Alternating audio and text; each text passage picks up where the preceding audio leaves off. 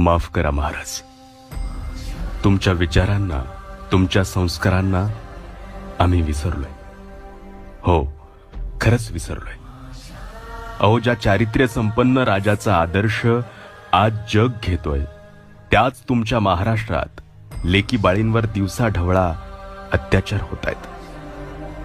कुठे कोणा लेकीला जिवंत पेटवल्या जातं, तर कुठे धार्मिकतेच्या नावाखाली चिरडल्या जातं. राज, तुम्ही आयुष्यभर स्वराज्यातील प्रत्येक मायमाऊलींना तळहाताच्या फोडाप्रमाणे जपलात, पण आज त्याच लेकीला न्यायासाठी वनवन भटकावं लागतंय. का, कशामुळे माहिती नाही. राज, लहान तोंडी मोठा घास घेतोय. आता तुम्ही फक्त राजकारणापुरते मर्यादित राहिलात राज.